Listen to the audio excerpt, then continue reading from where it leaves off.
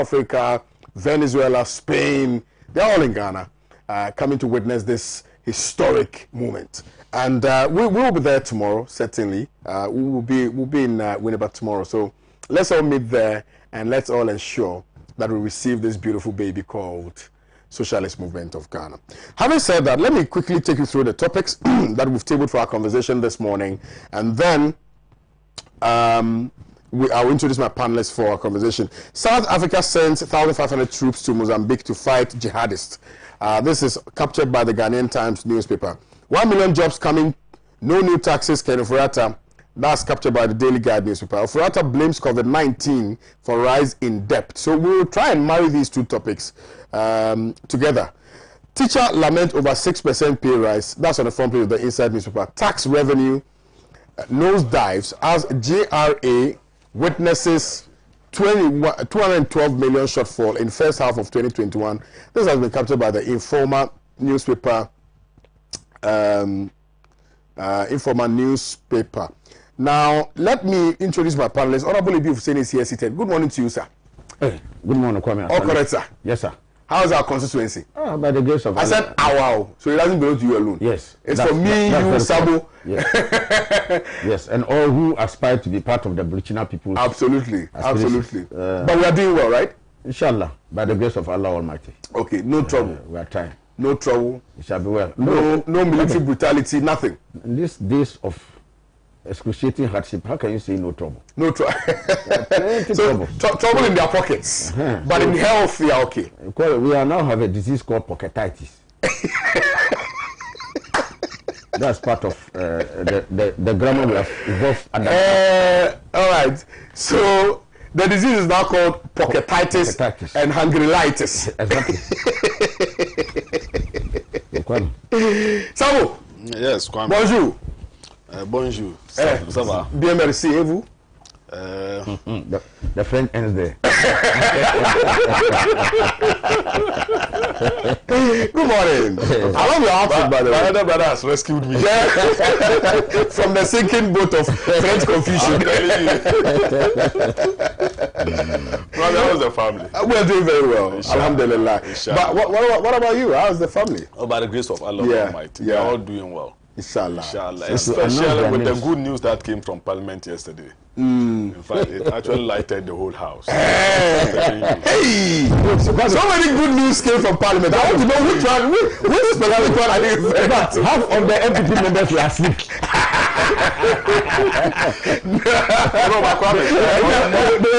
With the exception of someone was wide away.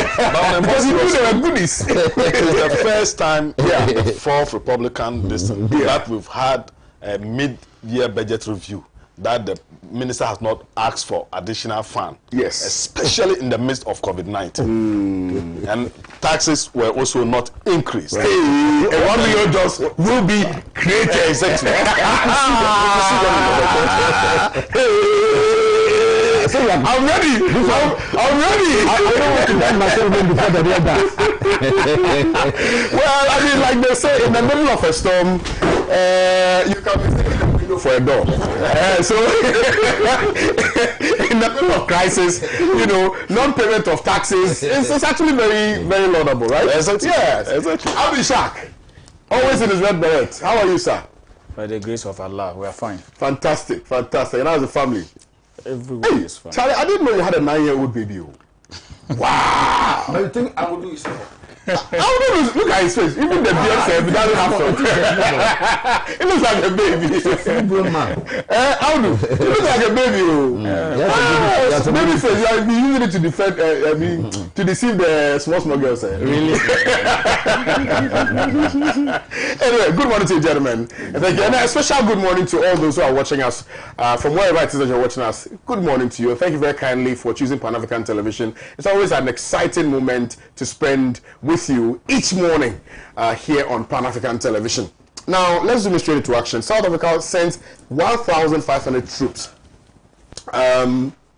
to Mozambique to fight jihadists. Let me try and go into this particular story. South Africa is sending 1,495 troops to Mozambique to help its neighbor battle jihadists wreaking havoc in gas-rich Cabo Delgado. Cabo Delgado province, north of the country. Soldiers will be a part of a growing multinational force there. In a statement Wednesday, the parliament said President Cyril Ramaphosa had authorized the deployment to support Mozambique in its fight against acts of terrorism and violent extremists. Attacks have escalated in the northern Mozambique over the past year, fueling fears the violence could spill over into neighboring countries. Since 2017, the Cabo Delgado region has been battered by a bloody jihadist insurgency that has killed more than 3,100 people, according to conflict data tracker ACLED, and displaced more than 800,000. The 3-month mission for South Africa's force from July the 15th to October the 15th is part of a deal agreed in June by the 16 nations of the Southern African Development Community, that's the SADC. The operation is expected to cost the country more than 984 million rand, which is about $66 million, said the parliamentary statement. South Africa is the latest country in the region to dispatch troops to Mozambique after Botswana, which sent its soldiers on Monday earlier this month. Rwanda sent in 1,000-strong force. And that's some strong solidarity there. Rwanda is in East Africa, so I'm surprised they're support. Okay, anyway, I mean, for continental unity and ensuring that we protect our borders, I think that is a step in the right direction. And right. And as for Ethiopia, I don't know what's going on there. The fighting escalates in Ethiopia despite ceasefire. Anyway, let me start with you. Perhaps we can marry these two topics. I think it's important. We look at the issue of Ethiopia and then we look at the issue of Mozambique. Audishak, if I may. Ethiopia. Is there a story about Ethiopia? Sorry, Mozambique. I beg your pardon. Yeah, Ethiopia. It's not part of it, but I'm just trying, because we know the background to the story. But I'm only saying that, I mean, there's been several calls for ceasefire, but it appears that it's falling on dead rocks, and nobody really cares. And the fighting is still escalating and going on, etc. People are dying and displaced. So we perhaps we'll touch on that and deal with the substantive matter which has been captured here. Well, Kwame, as protocol demands, let me say a very good morning to all of those watching Pan-African TV this morning, especially the steadfast supporters of the Coconut Fraternity, that is the PNC, and a very good morning to the good people of the Wa Central constituency. That is my constituency. Kwame, I think that the goodness of peace can never be lost on any right-thinking group of people. And in whatever we do, I think that the most important thing that we must seek is peace. And that is why a lot of people talk about the fact that there cannot be peace if justice is not being done. But for me, I think that as much as possible, we must always work towards ensuring that we live in a very peaceful environment. And if you were, as you have read out, if you were to follow the happenings in Mozambique, you get to understand that it has the potential of destabilizing that environment and the cascading effects or the repercussions of any unpeaceful process within that region has a tendency of spiraling into the rest of the African continent, especially areas that are adjoined to Mozambique. Indeed, as we sit here as Ghanaians, Kwame, we are being inundated by this issue of immigrants.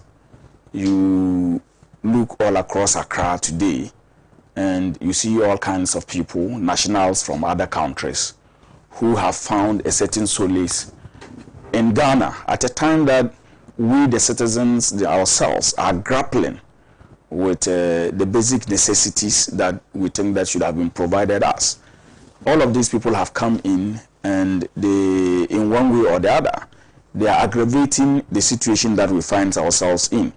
So it is important that as a people, as a continent, we come together, we engage in that kind of cooperation that would ensure that we all live in our individual countries in a very peaceful, a very prosperous manner, so that we don't have people being compelled by one reason or the other to want to move to other parts of the continent to go and, as it were, compete with the nationals of those countries for the already burdened resources and already burdened service provision that we are dealing with as a people. And so for me, I think that it is as a result of this that South Africa has been minded about, and that is why they are sending as many as 1,500 troops to Mozambique to help in fighting the activities of these jihadists. Because one would ask, what is the situation in South Africa today? In the most recent times, I think that South Africa themselves have not been spared the issue of violence and instability and all of that. Yeah. So if they see the need to look beyond their own backyard, to want to extend a hand of help to their neighbors, I think that is as a result of the fact that they know the possible repercussions of any volatile situation in a country like Mozambique. And I think that that should be the way to go. Let us be each other's keepers. Let us look just beyond what happens within our own frontiers. We are not saying that people should poke their noses into other people's affairs, like the good old professor once said, do fear them. But it is important that you are able to spot the danger from afar and do the little that you can to ensure that at the end of the day we are able to quell whatever hazard that might arise out of a situation in your neighbor countries. And so for me, we should be commending South Africa as much as we may want to tell them to fix their own situation. Let us commend them for taking this particular step. And the rest of the African continent should be bothered about what happens in our individual countries. Because what happens in our individual countries undoubtedly has an effect on what happens to us as a collective. We are dealing with a continent. And this is a continent that the foresight of Kwame Nkrumah was not lost on. Remember that the kind of activities that Osajifo Dr. Kwame Nkrumah was engaged in at the time, they were all tailored towards ensuring that we had a United States of Africa. If we have not been able to achieve that over time, but it is important that as individual countries we are able to maintain a certain level of peaceful coexistence to ensure that the African continent is able to live up to the expectations of our forebears. Right, right. Thank you very much, Audishak. Let me come to you, Sabo, on this subject matter. Please. Well, Kwame, let me take the opportunity to say good morning to our cherished viewers, and then good morning to the good people of the New York of Ghana, Ayawaso East, and that of my people in Tamale and its environment. I think with Kwame, there's something here that I'm not comfortable with. Okay. And I think always they've constantly used these things to describe terrorists all over the world, that jihadists. Okay. And I think we have severally explained these things, and I don't know why. For reason best known to them, that they always want to tarnish the good image of the Islamic religion. Kwame, jihad simply means somebody who is putting in effort to actually bring about development or progress in the lives of mankind.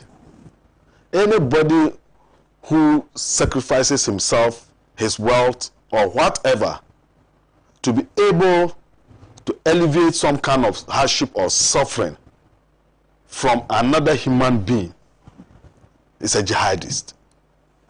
And when people decide to destroy the creation of Allah subhanahu wa ta'ala, then such people are named jihadists. It beats my imagination. And I don't know what those who involved in this particular name calling want to achieve. I don't think it will take us anywhere. So I will not be comfortable to describe any terrorist as jihadist, and I will not use such word. Indeed, there are terrorists. And Kwame, I don't know how to simply define or describe a terrorist, but I know anybody who wants to go against the will of the majority of people in a particular place in a manner that will cause the loss of lives and properties may be described as a terrorist. And if you put this one in the context of what I have described jihadist, you see that there are two opposite ends. So if South Africa is sending troops to Mozambique to help fight against terrorism, I think it's a call in the right direction. But Kwame, my problem is, why South Africa and not AU? Because South Africa is just one of the, I think the whole of Africa, we are about 50-something, 52 or so countries. On the 52, thank you, 54. Okay, 54 countries on the continent. So out of the 54 countries, only South Africa has decided to extend a helping hand. And of course, I will also be surprised if South Africa is the first to do that. Looking at the geographical location of Mozambique and South Africa, I think Mozambique, more or less, if I have not forgotten of my geography, is more or less like an island within Africa. Yeah. Yes. And I think it is found around the Indian Ocean, if I'm not mistaken. Which one? Mozambique. No, Mozambique is on the mainland. It's Madagascar. Madagascar, sorry. It's Madagascar. Thank you very much. Thank you very much. You see, I've started forgetting. So, okay, thank you. Yes. So, Mozambique, yes, that is true. Mozambique is rather on the mainland. And it can be found somewhere northeast of South Africa. Yes. So, definitely, if there's going to be a spillover, there's a tendency that South Africa, northern part of South Africa, may be affected. So, I can't best tell with the strategic position that the South African troops are to take in Mozambique. Whether they are going deep into Mozambique or they are to actually position themselves strategically southeast of Mozambique so that to prevent spillover to South Africa. But having said that, it is resources that South Africa is going to use to fight this particular war. The question still remains, where is AU? What is AU doing at this time? And I strongly believe that South African countries also have a league that they also normally come together to put resources together to fight against these kind of terrorist acts. SADC. Exactly. I don't know whether South Africa is producing the men and they are supporting them with the other resources to do that. The story is not all that clear to me. But having said that, I will have seen some kind of pragmatic approach by AU itself to this particular issue. And also, I'm not familiar with the Mozambican distance, whether they are citizens within Mozambique or it's an external aggression, that this terrorist attack that I'm talking about, because now they have gone international. I'm even told today in Ghana they are recruiting people for terrorism. I don't know whether you are aware. Last week it was in the news that most of the terrorists this thing in Ghana here, they are recruiting people for terrorist this thing. And don't forget, Kwame, our sister nation, especially in West Africa, those that we interact with mostly is Nigeria. And Nigeria today is described, Boko Haram is described as one of the most deadliest terrorists in the world. Not Africa, in the world. So, if care is not taken, and then they decide to shift their attention towards Ghana, and maybe are able to get some of our unemployed youth into this particular venture, only God knows what will happen in the near future. Right. So, Kwame, once I don't know much about this particular story, and the story itself has not come very clearer, these are the few areas that I can talk of. Right. Yes, my main problem is with AU. Okay. AU needs to come out and then make things clear to all of us. Right. It's very scary that you say that some of the people in Ghana are being recruited to join. Yeah, there was a security intelligence. But I wouldn't be surprised, because I know that all of these things emanate from economic situations of people. So they latch onto that, take advantage of. Yeah, they may take advantage and then use that too. Because right now the economy hurts more. So no, you agree with me that there is, in fact, a global wave. Eh? Yes, if you even read the budget yesterday, that since the Second World War, I think 1945, since 1945, there has never been an economic meltdown like this before, the COVID-19 effect. So the effect of COVID-19, they can take undue advantage of that. That's what the seniors will exactly that avenue. So I wouldn't dispute that. Yes, sir. Let me take this opportunity first and foremost to salute the Burkina people of the Sandaro constituency. As usual, your good self, my two brothers here, your technical crew, and viewers of Pan-Africa. Kwame, talking specifically about this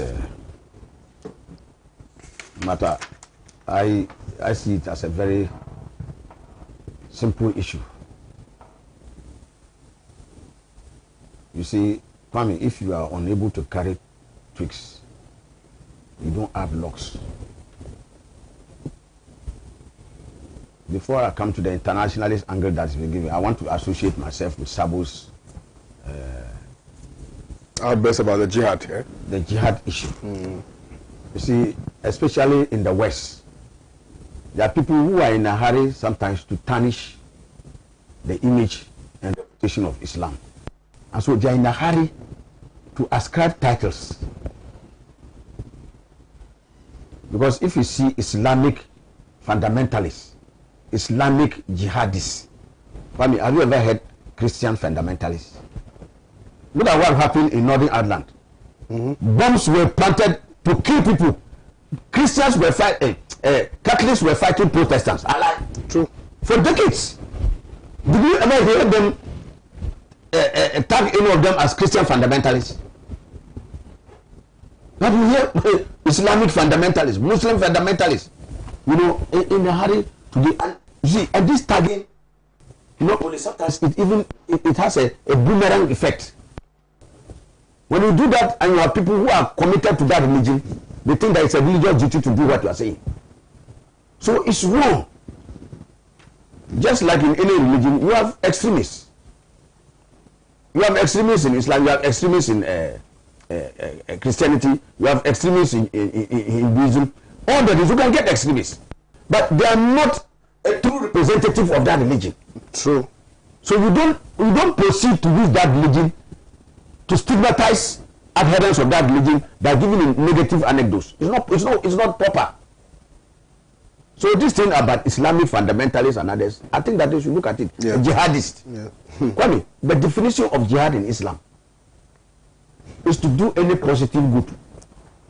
So Kwame, if you are an academic and you decide to spread Islam using the peaceful approach and persuasive approach to convince people about the good principles and standards of Islam, to convince more people to Islam, it's a jihad.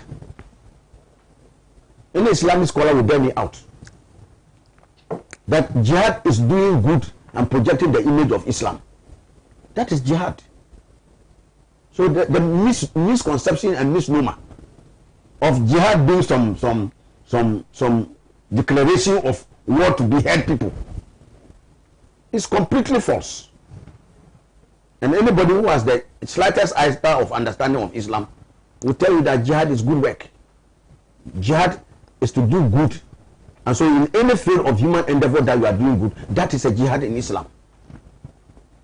So bringing it down to, listen, Kwame, you see, and I have said it, and it has been said before, both the holy books, the Holy Bible and the Holy Quran, they all say it, that the devil has worked for idle hands. So Kwame, the core of some of these issues have to do with internal issues. And that is why Kwame, I've been saying it, and even here, we have to wake up, especially those of us in the political elite,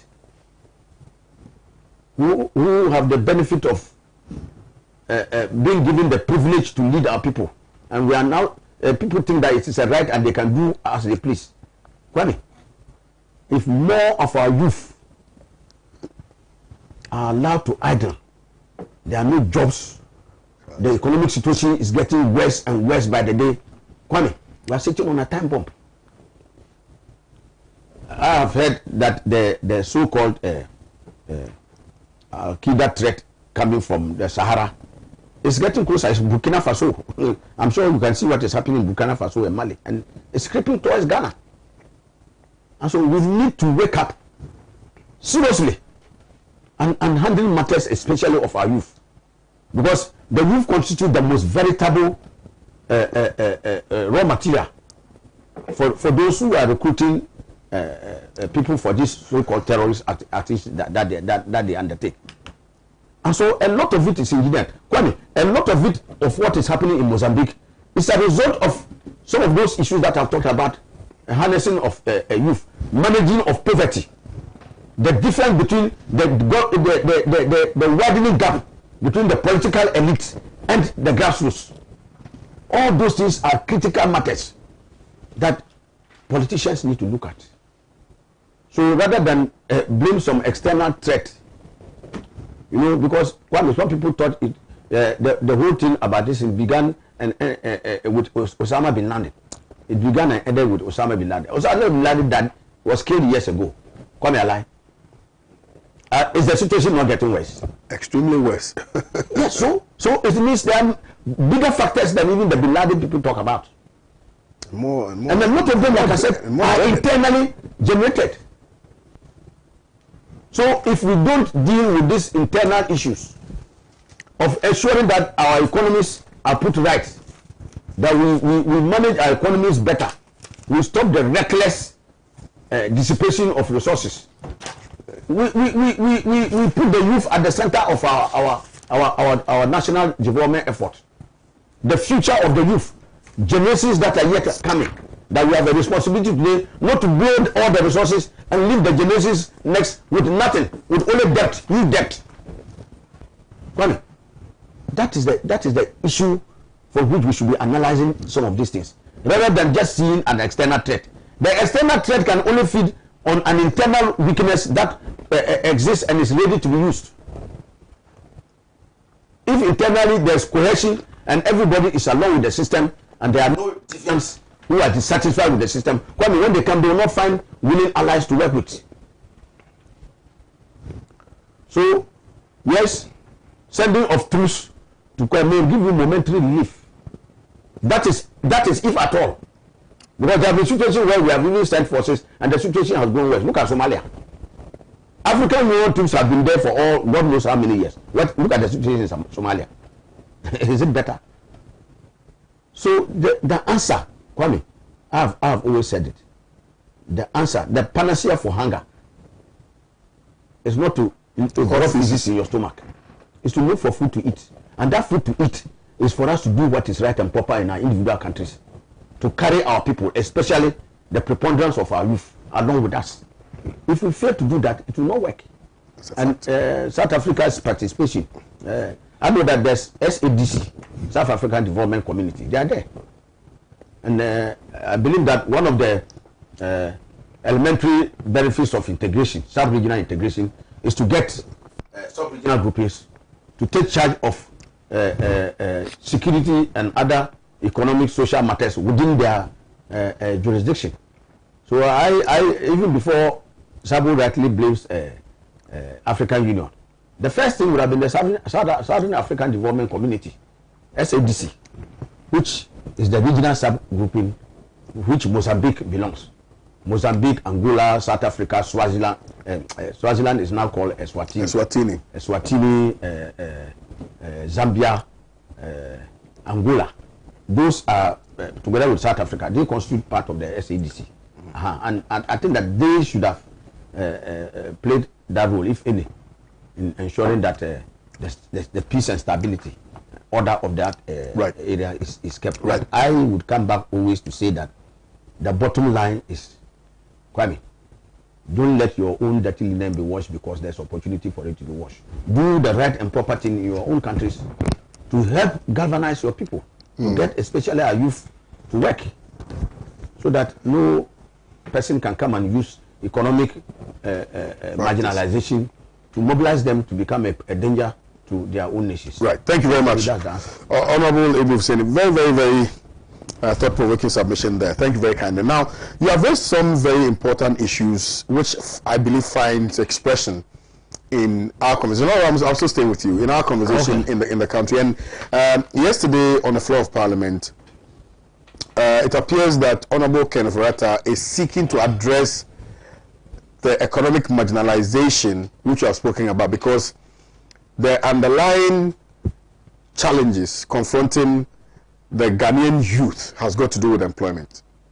And if we have 1 million jobs coming, then it stands to reason that that marginalization will be a thing of the past in the nearest foreseeable future. And also, you know, Kenneth Orata is saying that by reason of the economic labyrinth in which we are, you know, as a result of COVID-19, etc., they are not going to tax the people the more. And they are not also going to come, you know, asking for more money. They want to make sure that whatever is in circulation will be used to ameliorate the challenges confronting the good people of Ghana. Do you see that happening? Kwame, you see, that's what I'm saying. That Kwame, if you are hungry and you artificially inflate your stomach in the belief that your stomach is big and you are satisfied, when the pangs of hunger strike, reality will dawn on you. You have to go and shit. Yes. Yes. Kwame, I have heard people in the hope, and I will say it up in this show, Kwame, let me make it very clear to you. This is one of the most hopelessly uninspiring statements I have heard in recent times. Kwame, there was nothing new. And I have heard, and I've also heard Sabo here say that, not only Sabo, but I've heard it within the apologies for the MPP. Say that the man did not come to demand new money. Which new money was he even going to? What new money has he created for him to come and demand new money? Yesterday, the minority leader, Honorable Haruna, he put it so simply. How do you drink from an empty calabash? A calabash is empty. You put it in your mouth, you are drinking. What are you drinking? Air. In the air, you drink. What is he going to drink from? Air. No, what is a serious matter? What was he going to drink? Empty. And you are going to drink. No palm wine. Yeah, so yes, no pito. Nothing. Nothing. What is he going to drink from? So he couldn't even come and talk about coming for new money. From where was the money? On the contrary, massive debt. And when I come, you see the very sorry picture that this country is drifting in, and is further drifting into. So that talk of no new money stuff is nothing. It's a moot point. Nobody should talk about it. Who is talking about tax? Kwame, nobody should talk about it. Who is talking? This what it essentially came to do was a review. Kwame. In fact, I don't know whether Pan Africa was there yesterday. Yeah, we're there. Kwame, you put your cameras and watch people. Many of even the MPP people are there. We're asleep. Very boring. It was so boring. Many people fell asleep because there was Substantively nothing new. And Kwame, I will come to the 1 million jobs we are talking about. This is the government that imposed about 7 extortionate new taxes in just the last budget. Yes, that's a fact. 2 of us. That's a fact. So who is talking about taxation again? What taxation? Because the people have been taxed now, coming not just to the bone, now to the marrow. We have one of the most extortionate taxation systems in the West African sub-region, where just a few people are bearing the overwhelming burden of tax, of raising tax for government revenue. That is what is happening to the few taxpayers of this country. Maybe we should blame demons and principalities for Yes. that. So yesterday when he came and he was even reading, demons and principalities descended in the chamber and momentarily lost some of this. This is on the speech. So we shouted that the demons and the principalities have come. Kwame. So it doesn't wash. Kwame, go back and look at the 2020 budget and job creation. This 1 million was simply borrowed from that place and planted. So Kwame, what we expected the minister to tell us, and Kwame, take note, Was the how? no, I'm coming. It's not a new development that he was bringing to us. The minister had a duty to tell us that in the budget and the jobs that they said they will create, the 1 million which they are just importing from the budget presentation he made, what have they done so far and how many jobs have they've generated? So Ghanaians will be interested, especially our youth, a lot of whom are suffering chronic unemployment. Kwame, they would have expecting that, oh, the last time I came and presented the issue of jobs to this house, since then we have generated this number of jobs. Now these are the things that we have put in place. We are doing this infrastructure, and others. As a result of that, more and more jobs are going to be created. More jobs are already in the pipeline. That's what Ghanaians expected to hear. Not to come and tell them that. And come and listen to his thing. He said that between 2021, many people think that he said that in 2021 he's going to create 1 million jobs. He said between 2021 and 2024. Go back and listen to the statement. Okay? So he's talking about even a 4-year span of we will do. And you know this government and we will do. MPP is we will do. King promise. King promise. They promise you the moon and deliver the ditch. They won't even stay on the surface. You will go underground. So you see the difference. So this jobs thing, Kwame, is hoax.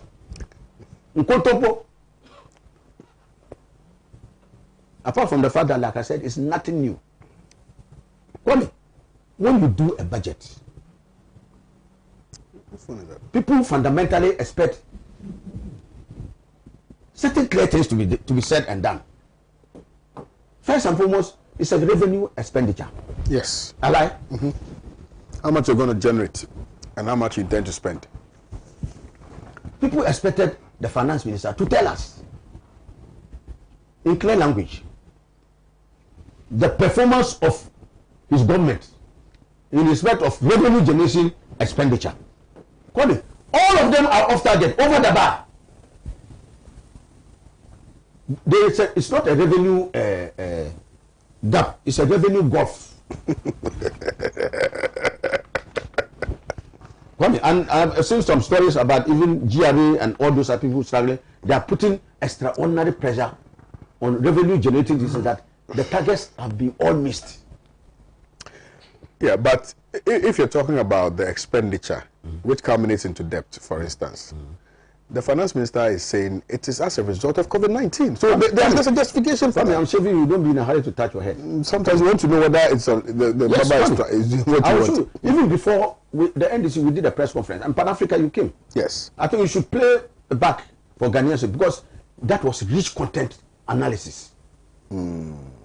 That exposed the bare-faced line of this government that all the problems are attributed to COVID. Long before COVID, in 2018, we had serious economic problems. Our debt to GDP was spiraling out of control before COVID. In 2018, did we have COVID? I'm sure maybe the COVID might have caught the government itself, but not COVID as we know it in Ghana. Financially, our economy was in trouble before COVID, and that's been demonstrated. Debt to GDP deficit, we had exceeded our fiscal deficit, even though we are not in COVID.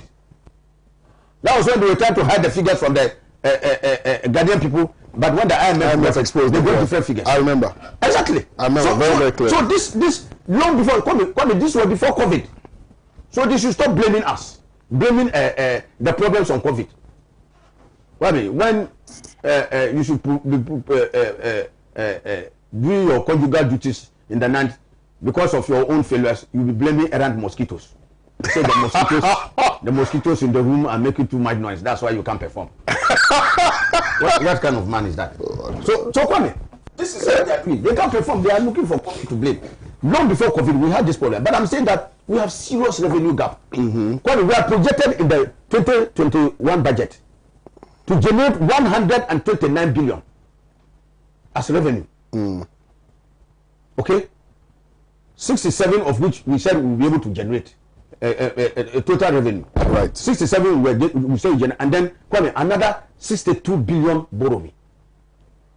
Kwame, listen, another 62 billion borrowing. Because that's the shortfall. If you project 129 and you can raise 67, it means you have a 62 shortfall. Okay? And that is really good by another catastrophic 62 billion borrowing. To add, today, as we speak, the Bank of Ghana is projecting. In fact, that is as at May. They have not even added the financial sector bailout as well as the energy sector debts. Okay? They've not added that. We have 232.4 billion debt. This government alone.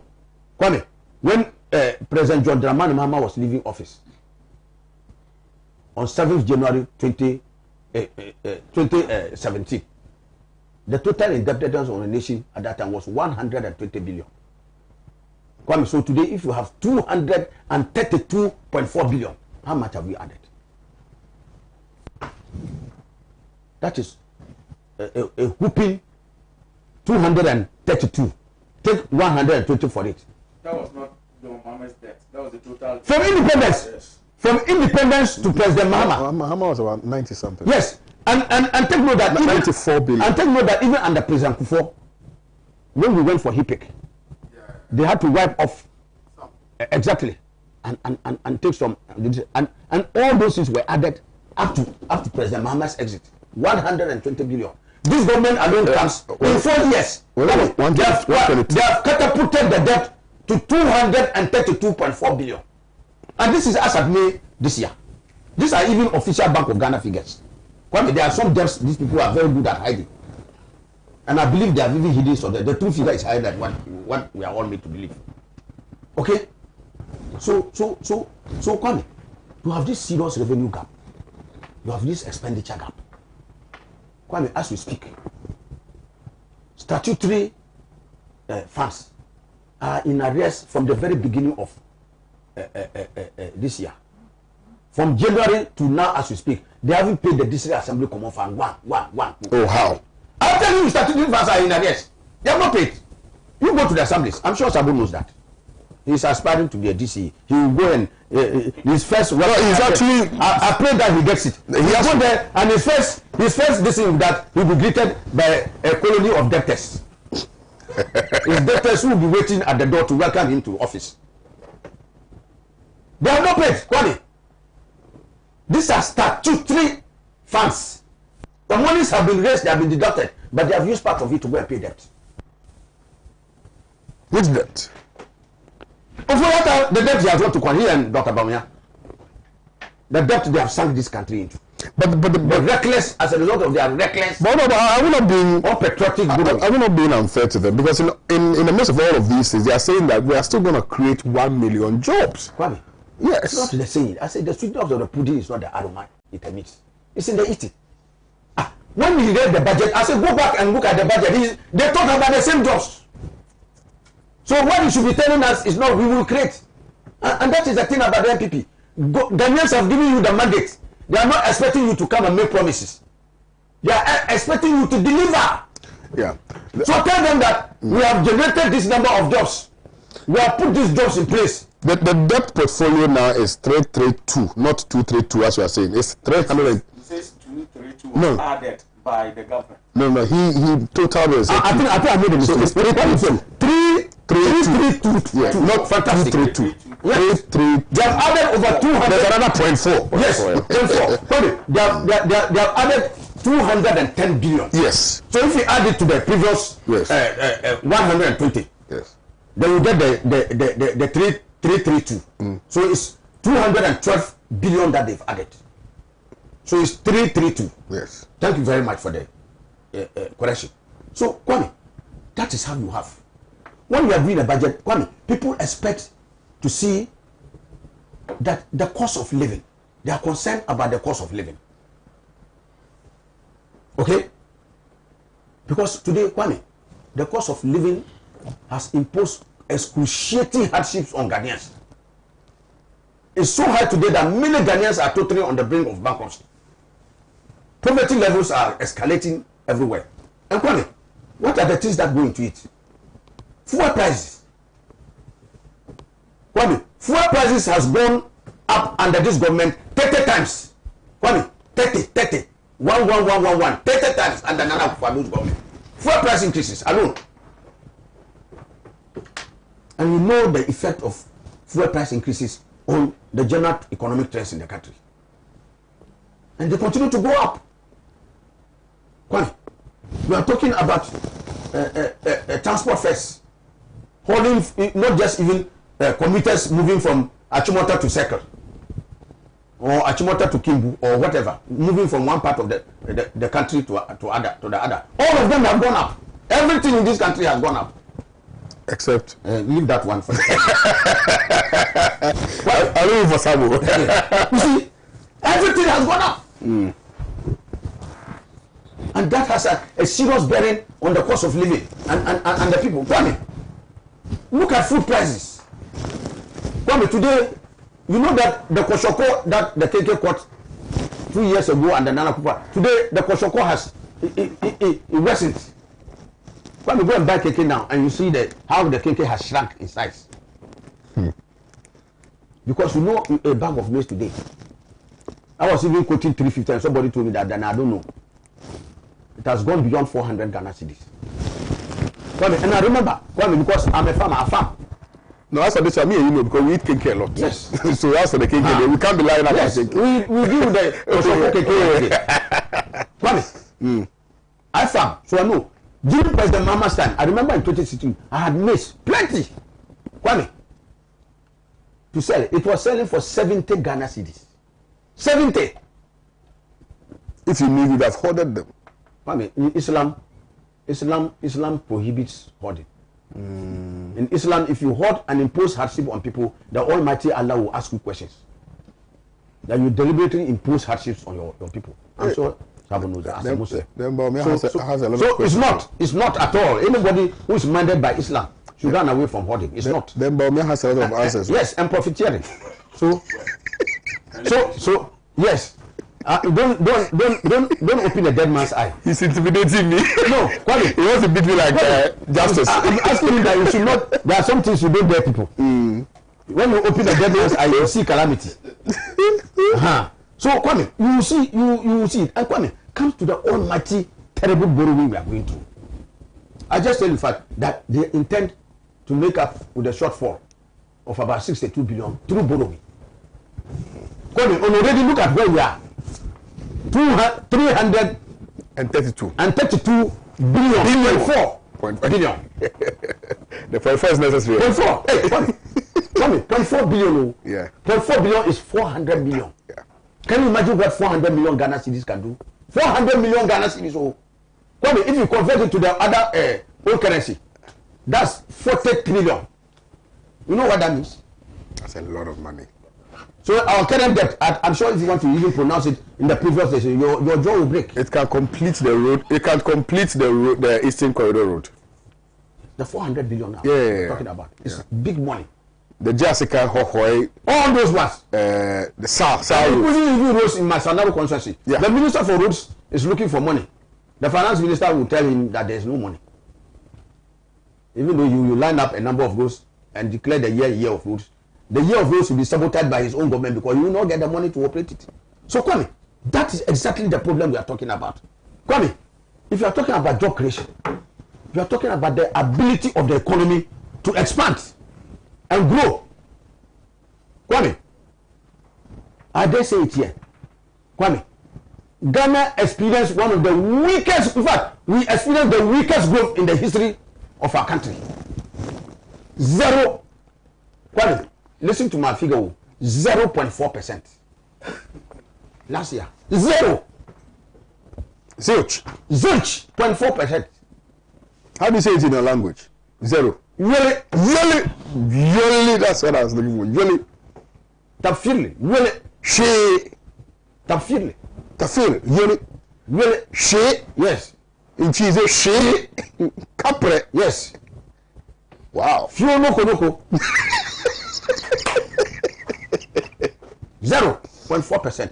Kwame, with 0.4% growth, what jobs can you generate?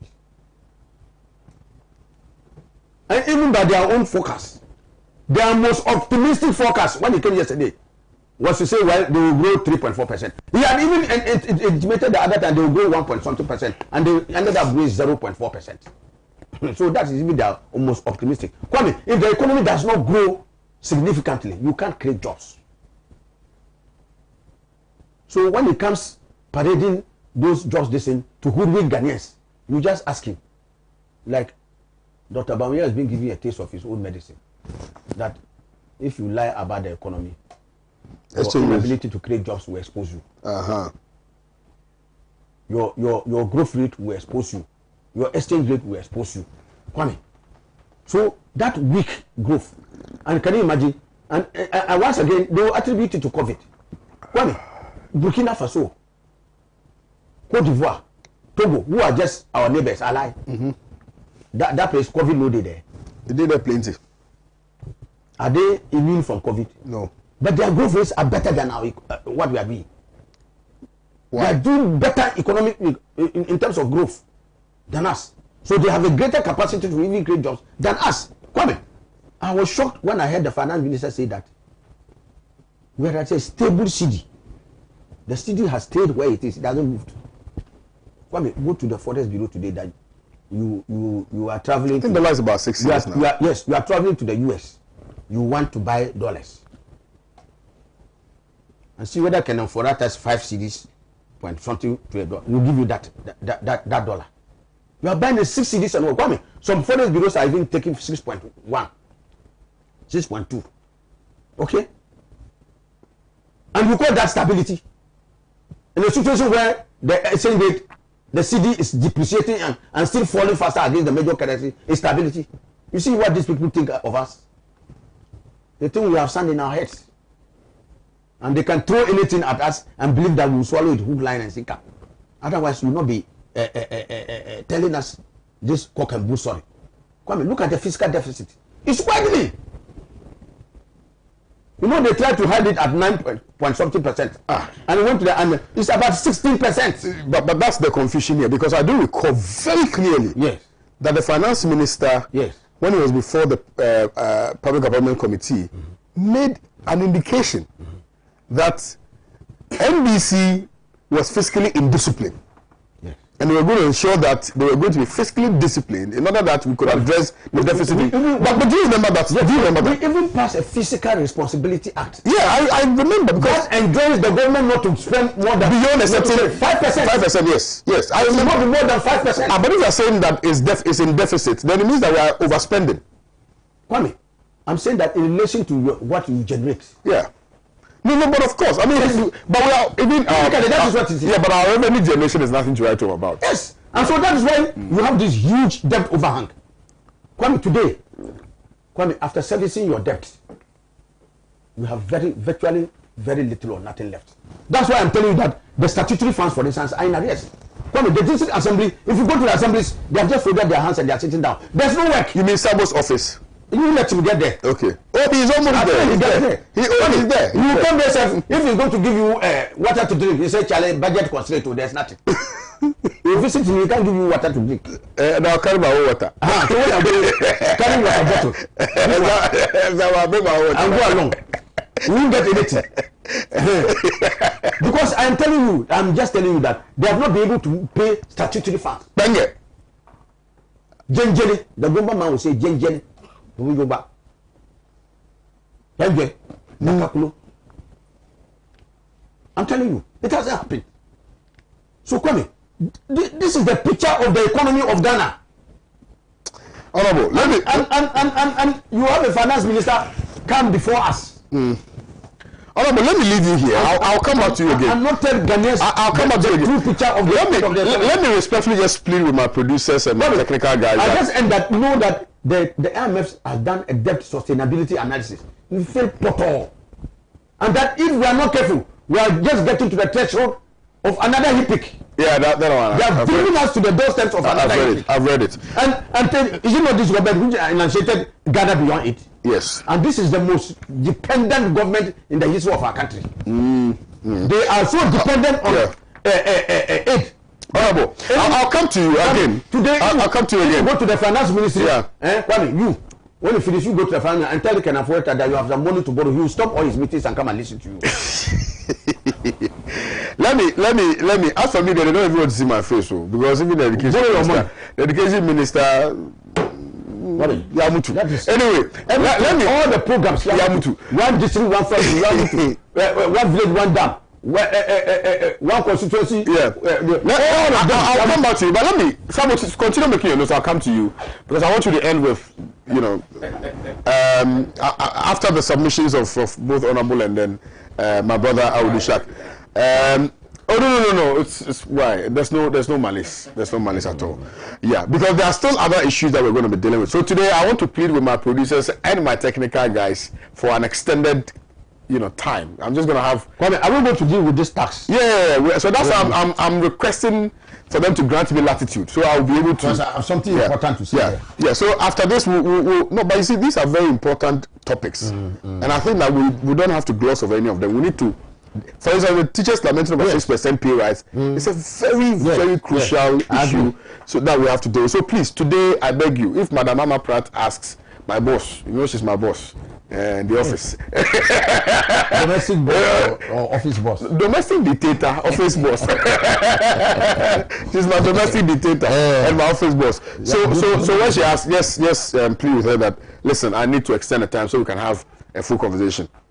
Awudu, respectfully, let me come to you on the next issue. But let me remind viewers that still to come, we are going to be looking at teachers lamenting over 6% pay rise, which has been captured on the front page of the Inside Inspire. And also, tax revenue nosedives as GRA witnesses 212 million shortfall in first half of 2021. This contravenes everything that Dr. Bawumia has been saying. Indeed, the recent lecture that he held, he intimated clearly that the introduction of the digitization was to work in consonance with this idea of revamping, resuscitating, and reviving, if you will, and also realigning the economic fortunes of our dear nation Ghana. So it contravenes every stretch of logic which has been put forward by Dr. Bawumia.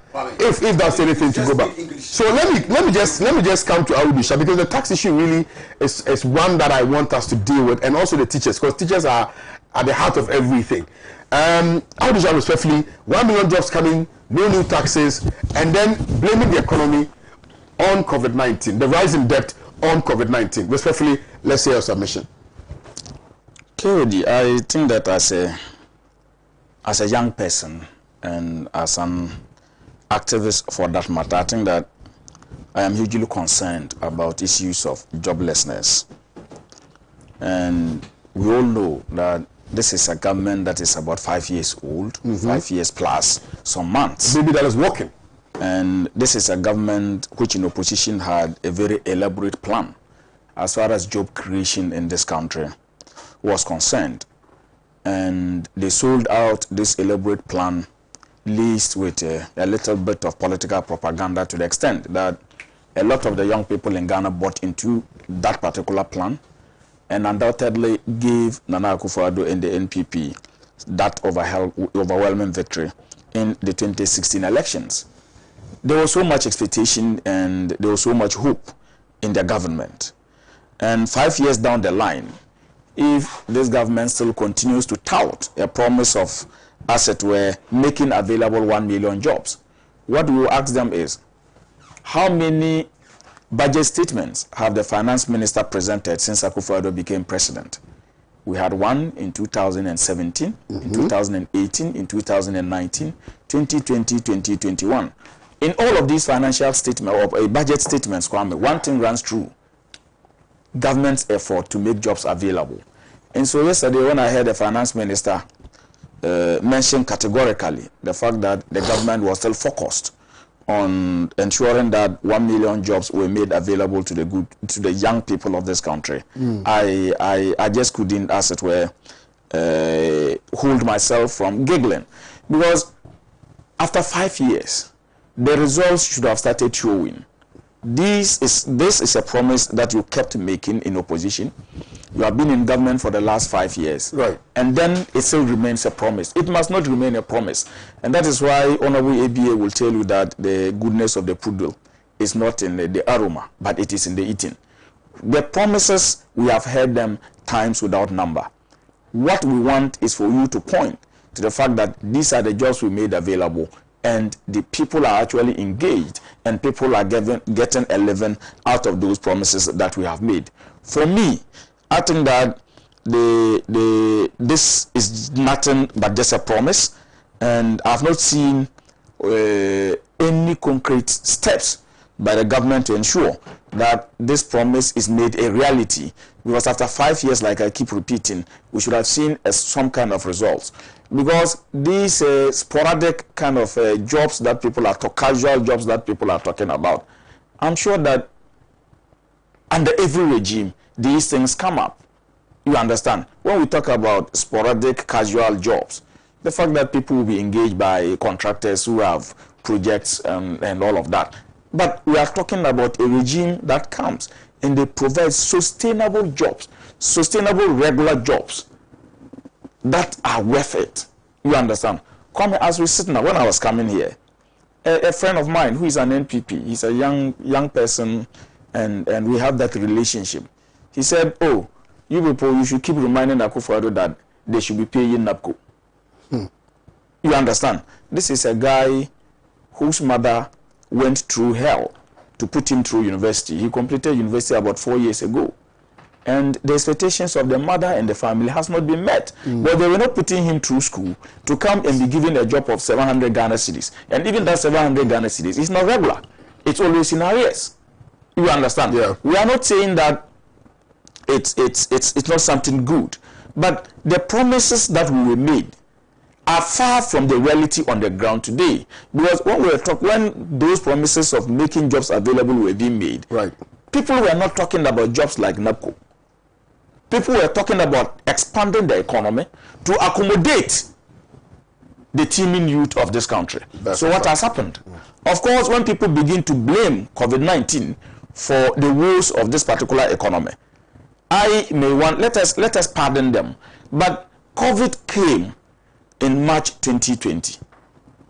Right. So from 2017 until the advent of COVID, what happened?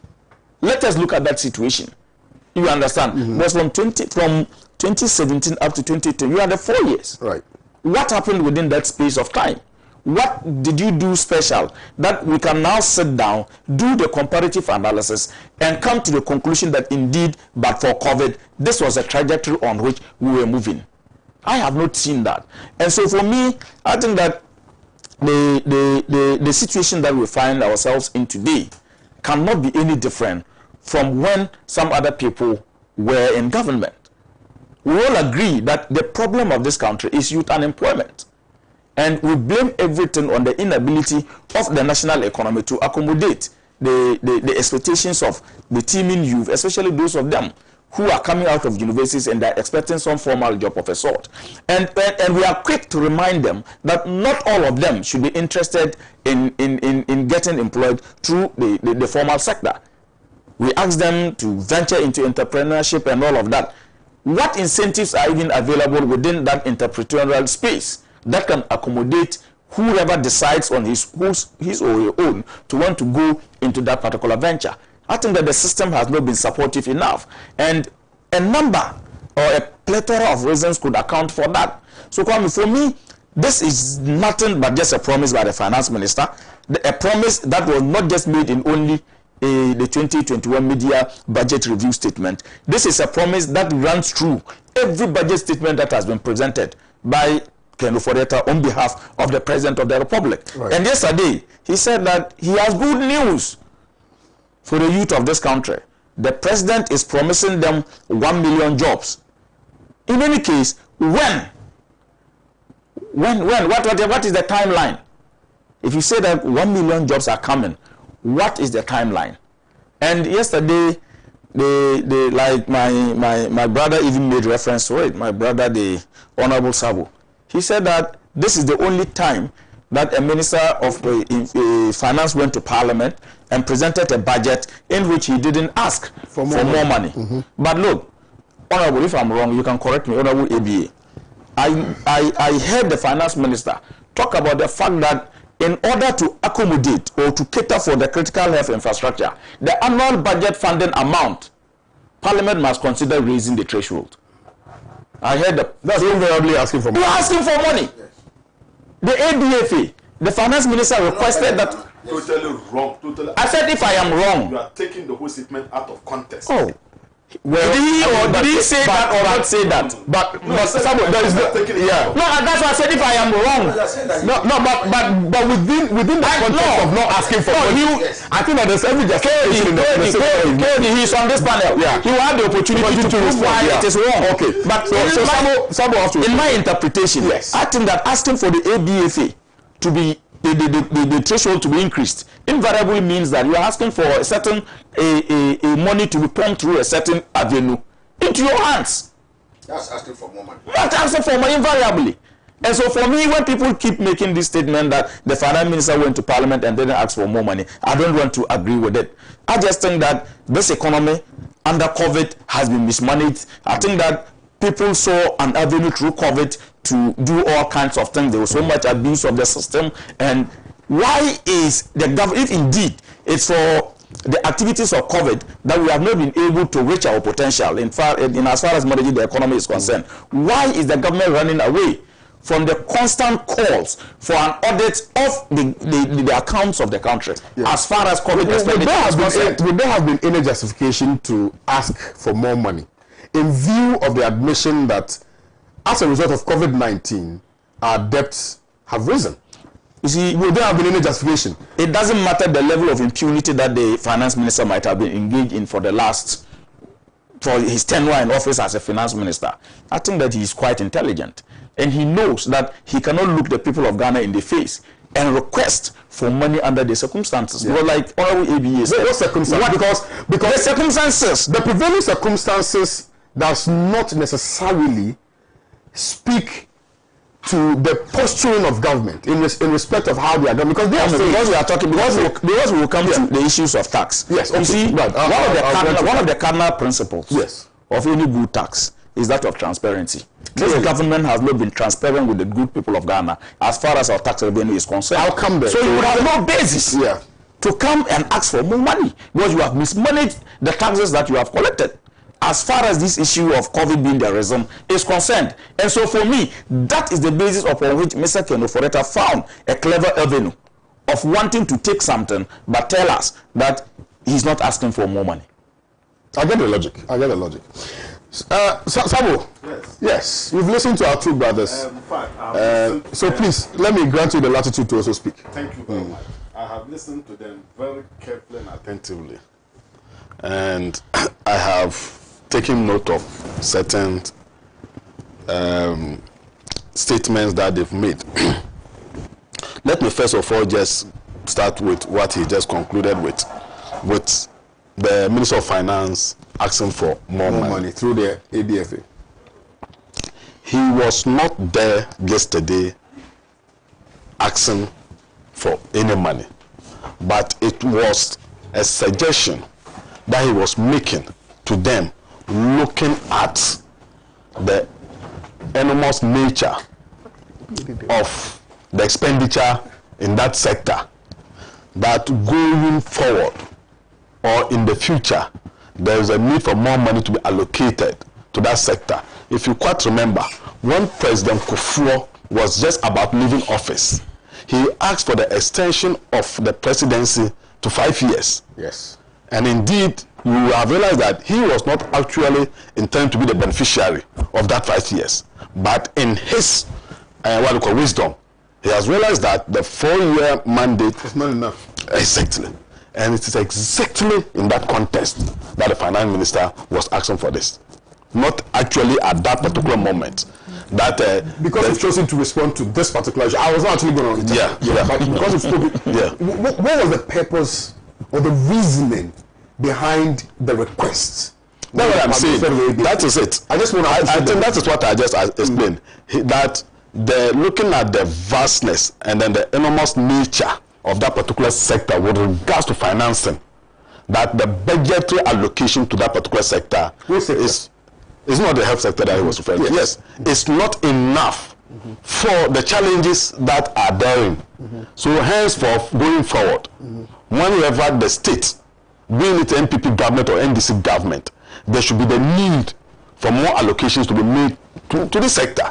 Yeah. So that was not a request for money as at the time he was making that statement, but it was a suggestion for us as a country moving forward to take a critical look or a second look at that particular sector, to make sure that at least we shouldn't be pretending that we are fueling that particular sector with money when we know indeed it is not enough to actually confront the challenges within that particular sector. Would it be fair to make that analysis, because you do know that this is just a response that I just want us to clarify something. Okay. Because you see, in that same vein, it will be most unfair to advance this argument without pulling parity with your opponent and what they were able to achieve with or without the threshold being increased. Yes. I mean, we know the huge investments which were made by the NDC when they were in power in respect of the health sector. And so, judging from that narrative, your failure cannot at all the failure of not being able to invest hugely in the health sector cannot be linked to the current. Then you are also taking the whole thing out of context. No, in the history of this country, right from Dr. Kwame Nkrumah's Ghana up to today's Ghana, no president, no government, no head of state has ever invested hugely in the health sector than this particular government. I am coming. Let me come. Oh, please. Why is it that when people were talking, I was so quiet? Look. It's just by this. Yes. And look at what is happening. No. I just made a statement. I'm still in the listen. Why are you people? Okay, let me allow that Sabo.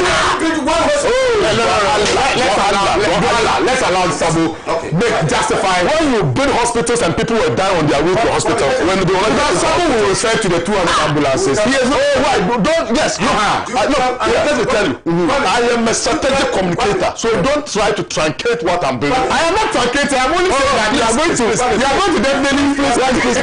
What I have said or not, I will say. You say yes. Oh, God, Allah. You see what? Let's allow something. Let's allow. You see, right. But I know you're going to refer to the 200 ambulances.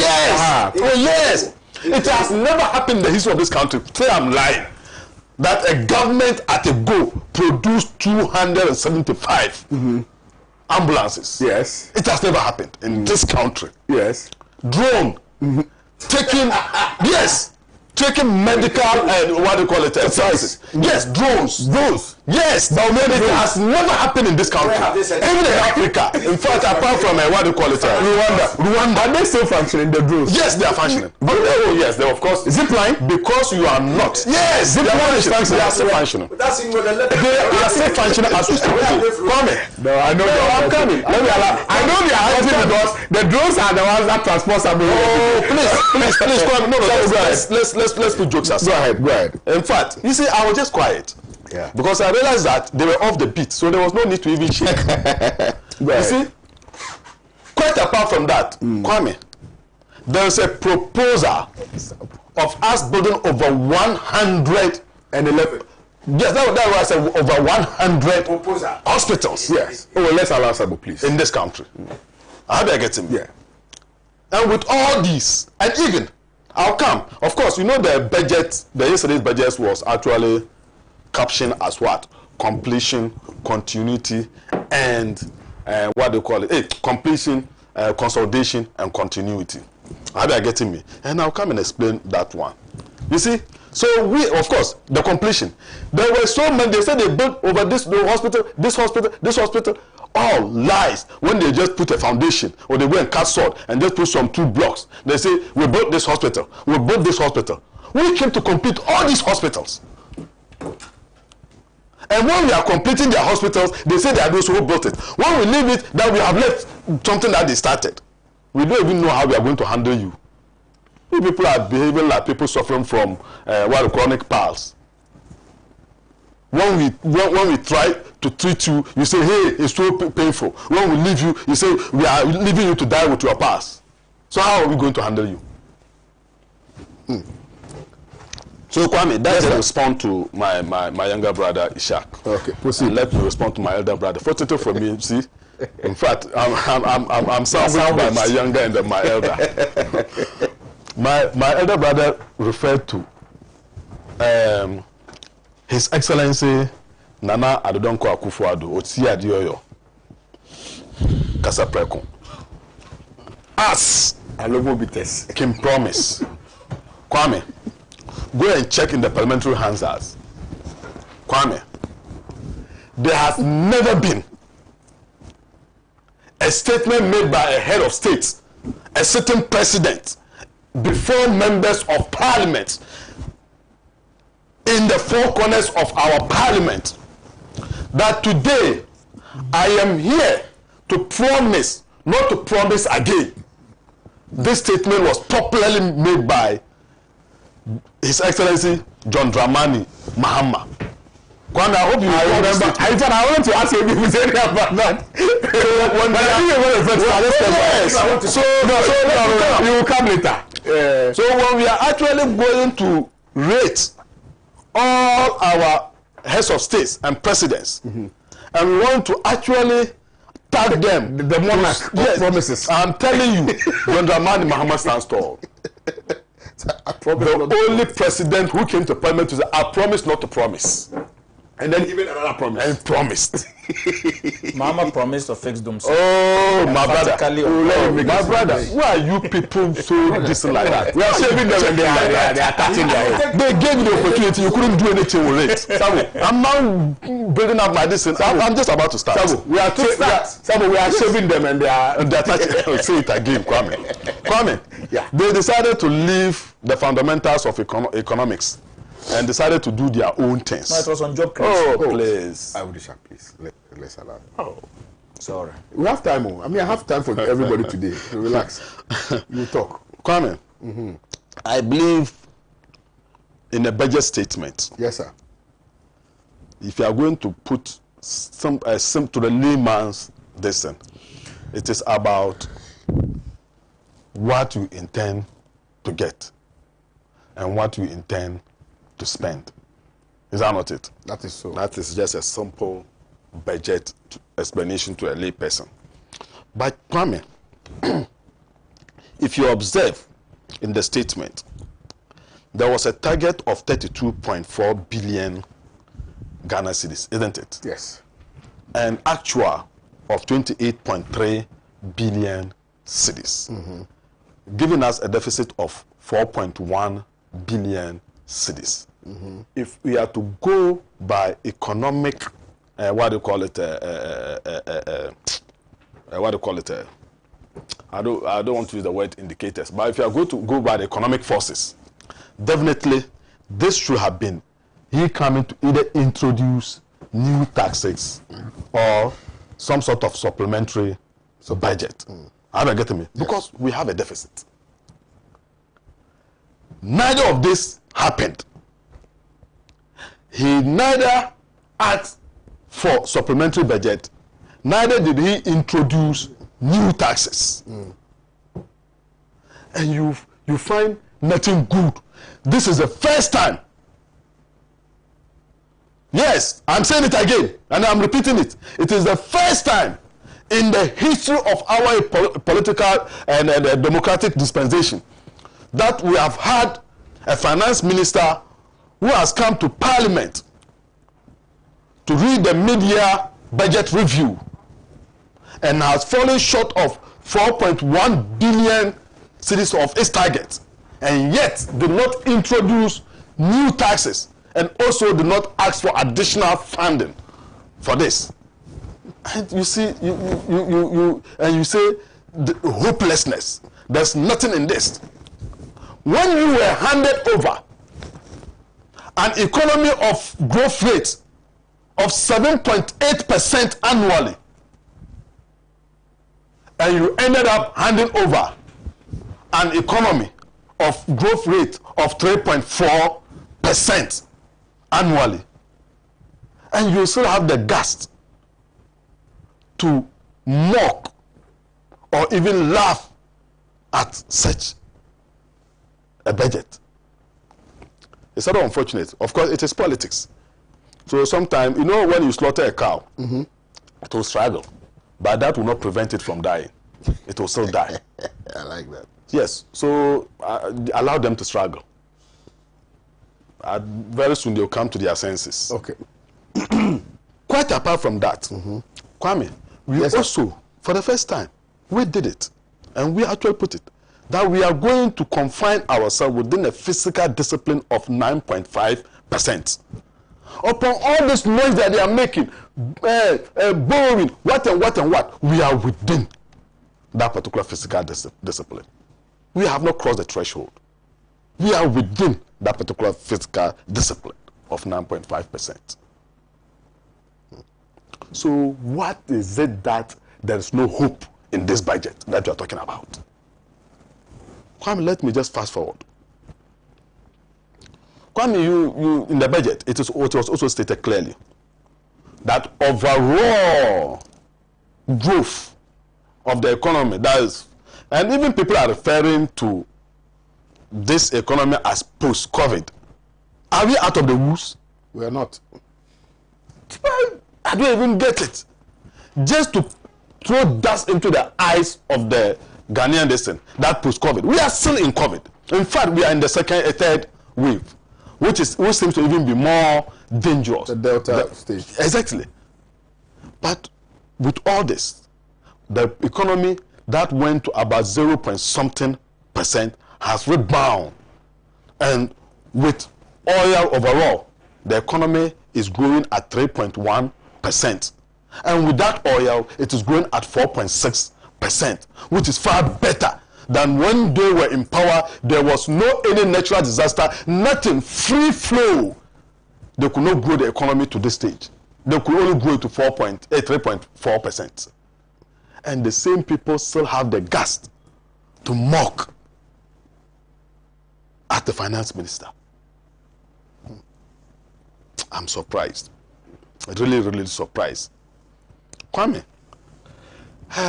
what actually touched me much in this is that, Kwame, frankly speaking, 823 people died from COVID-19 in this country. May their souls rest in peace. Eternal peace. And may Allah subhanahu wa ta'ala replace whatever role they were playing in their various families with higher values than what they have lost. Amen. It's very painful and it is touching. But Kwame, I don't know. We should be very careful whether I'll be the next victim or you, because we are still with the disease. Of course. So we should take this very seriously and follow the safety protocol religiously to protect lives and property. Kwame, remember the famous statement made by His Excellency, the President of the Republic of Ghana, Nana Adonko Akufo-Addo, that his government only know how to rebound the economy back, but he does not know how to bring back life. So in the midst of the COVID-19, what the government sought to do was that to protect lives. That's the lives of its citizens and not the livelihood of the citizens. And this is what is being misconstrued by some political pundits, that things went haywire. Because it is the human being who is actually growing the economy. So every wise person will rather protect, if the two are falling, of course, you rather protect the human being than the activity of the human being. Is that not it? Yes, please. Because when the human being regains his position, he can easily bring that thing back. But when you protect their livelihood and they die, who will continue with that one? It is gone. And that is what we did. And you know the kind of huge investments that went into this. Kwame, you know, in economics, we have what we call outlayers. Like things, the fundamentals that are within an economy, that every Tom, Dick, and Harry can just look at it at a glance and be able to analyze it. And then say that, yes, this economy is performing better than this economy. But certain things sometimes crops in. And if you are going to be fair to both, then you don't need to factor that particular thing, like a natural disaster. Yeah. You cannot set targets for Ghana and Cote d'Ivoire. And then maybe in that particular year, there was a disaster in Cote d'Ivoire. Of course, not Ghana, in Cote d'Ivoire.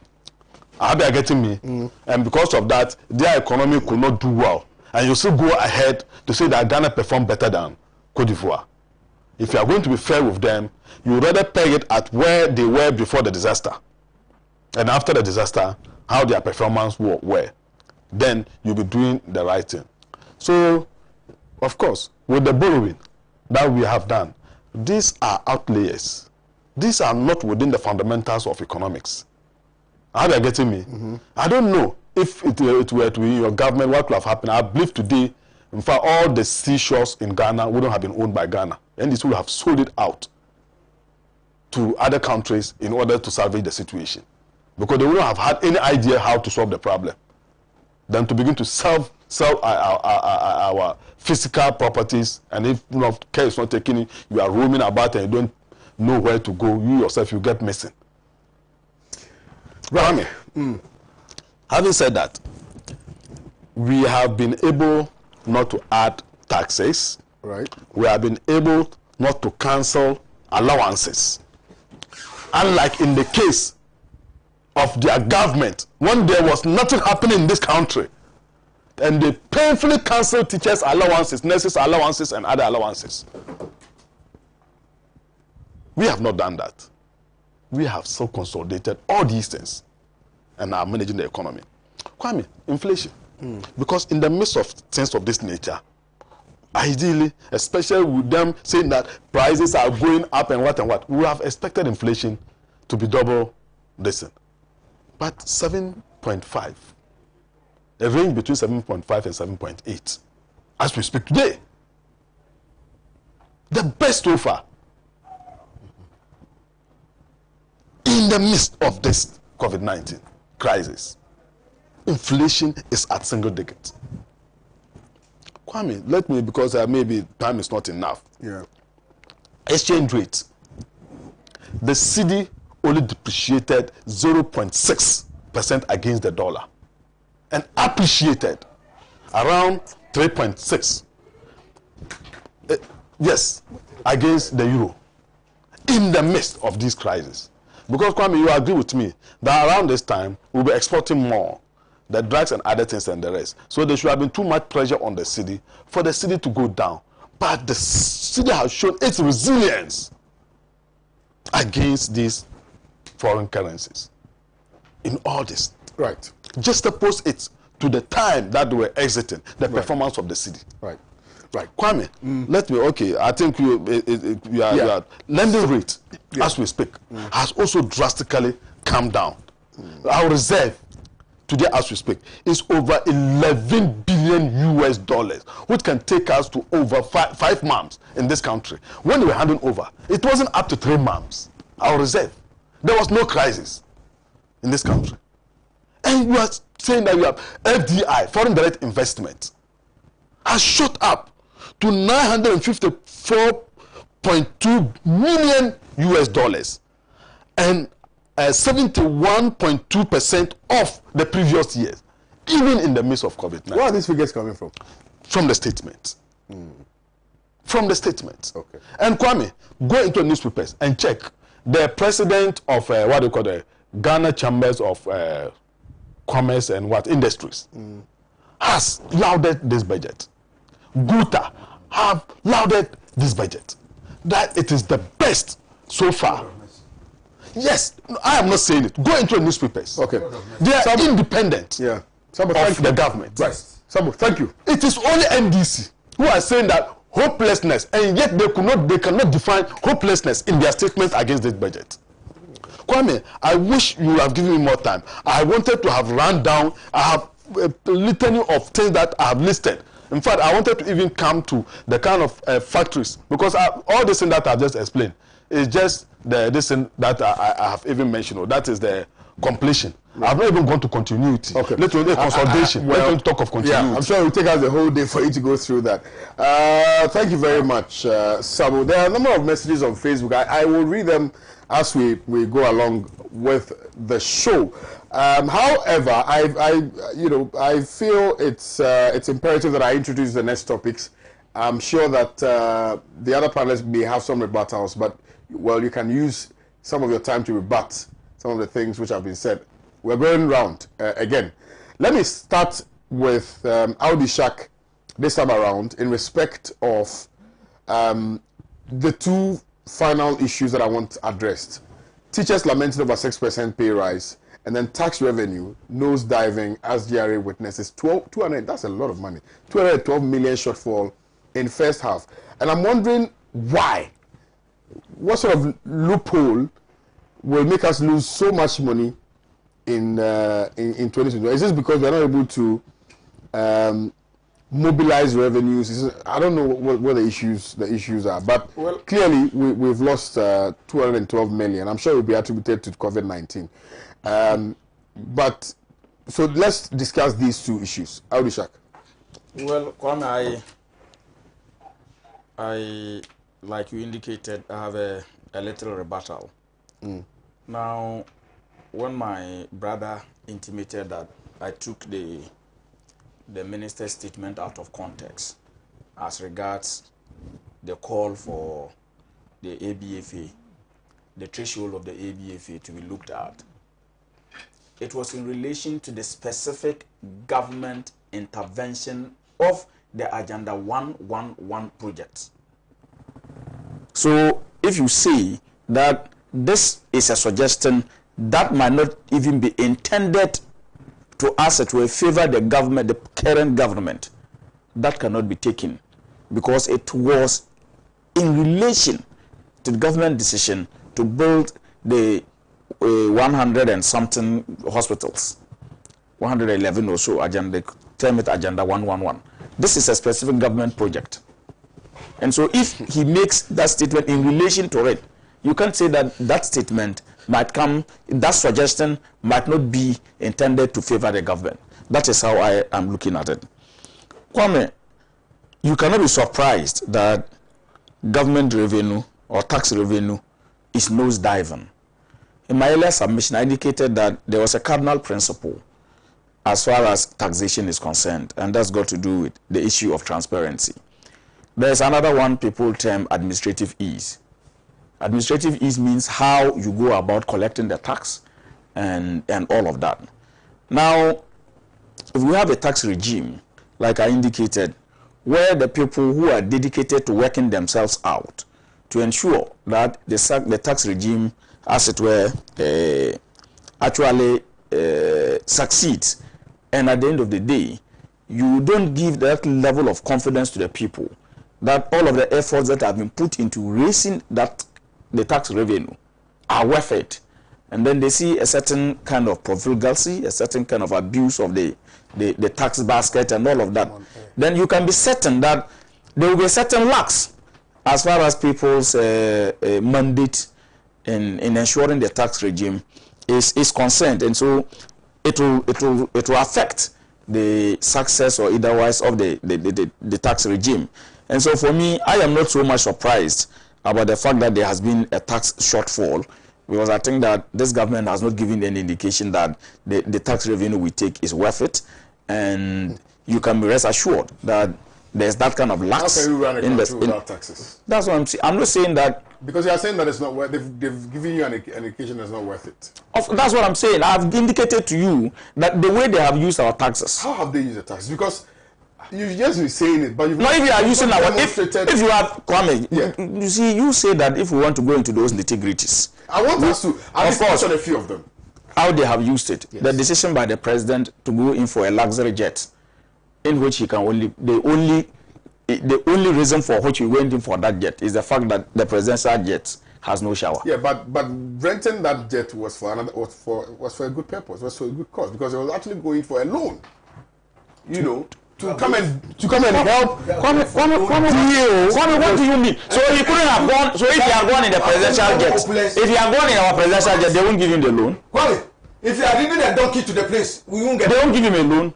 Where he went for the loan? Where he went for the loan? Kwame, where he went for the loan? Where he went for the loan? They are government officials that ride bicycles to work. It's about choice. That's what. But they are giving us. But they have money that we are going to take.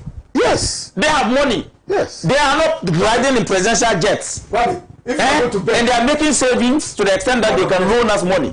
And then you are saying that the decision to hire the presidential jet is because he was going for money. Which president in Ghana has not gone outside to bring money?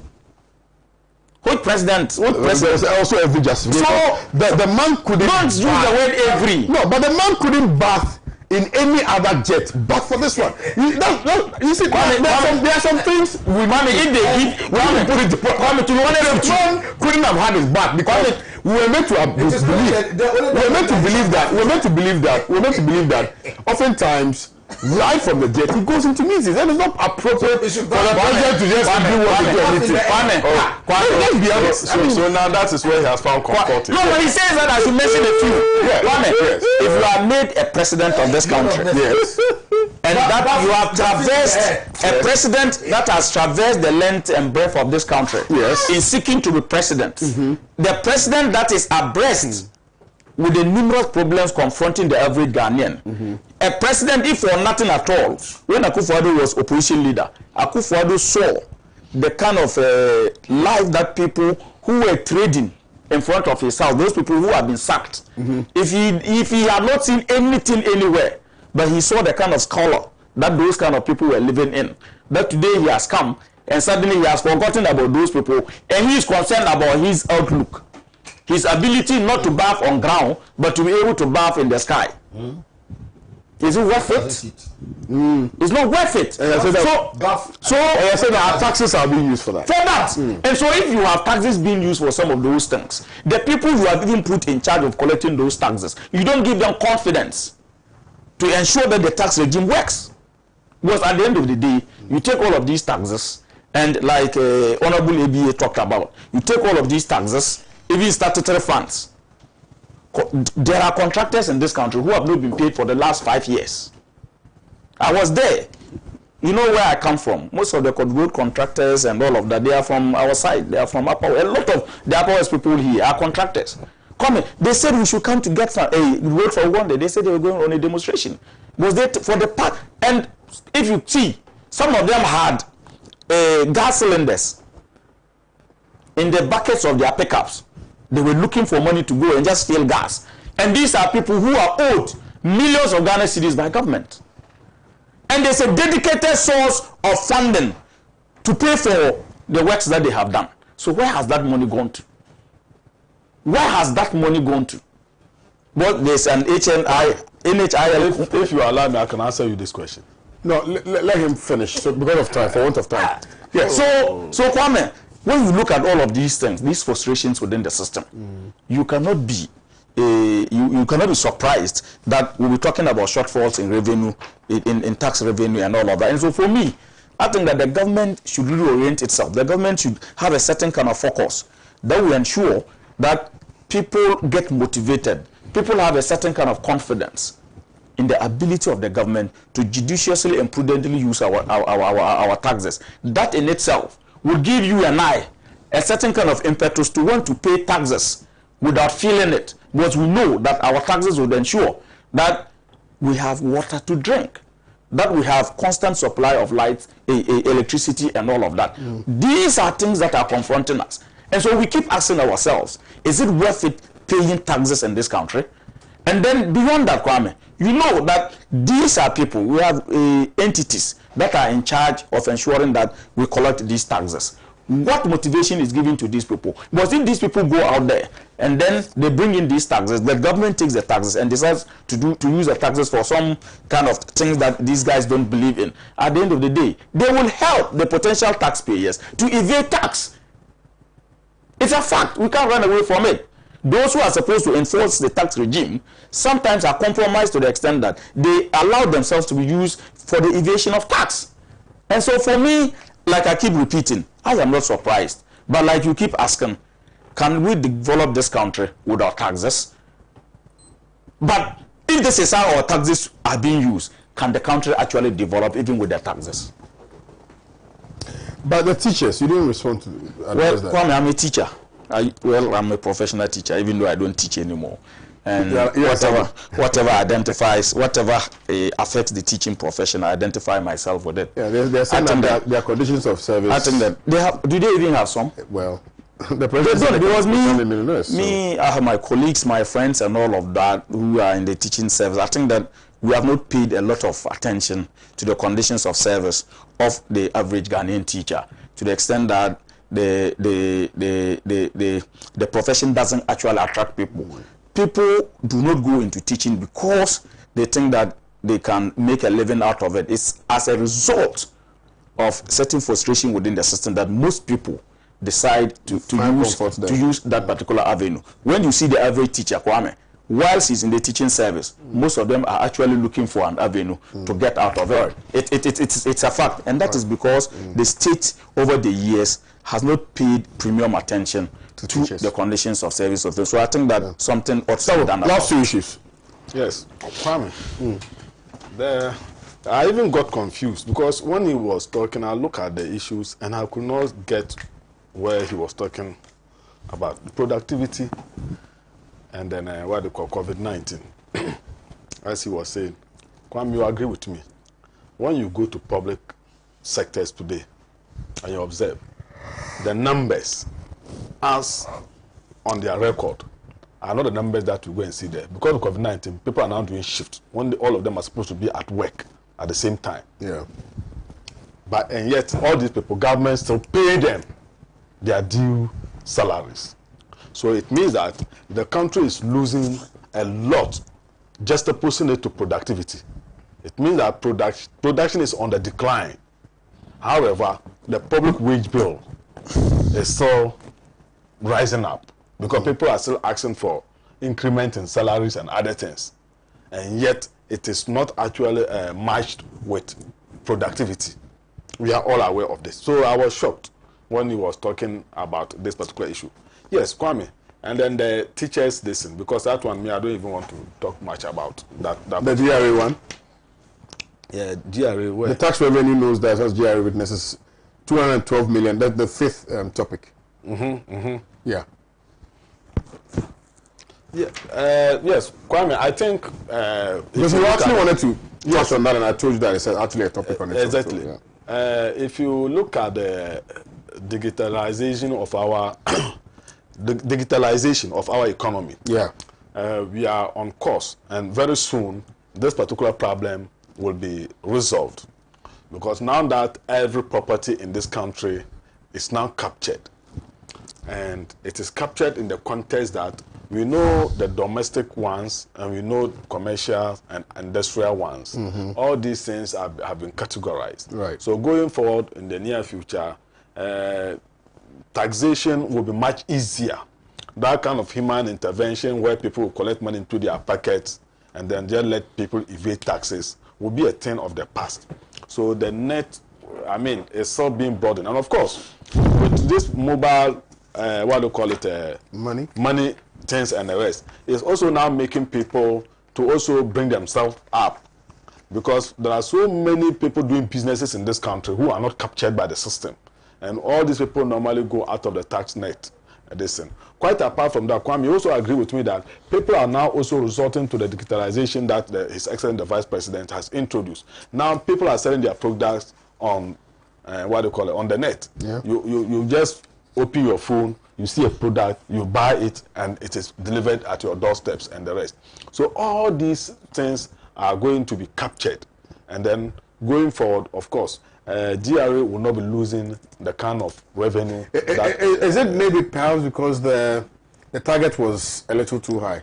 Kwame, for now, I don't have much time to digest. Right. The Okay, I get it. Yes, I get it. Right. Quite apart from that, we need to actually even look at their previous targets and performance before we can even juxtapose that. Yes. All right. So with the teachers, like he was saying, Kwame, it's true.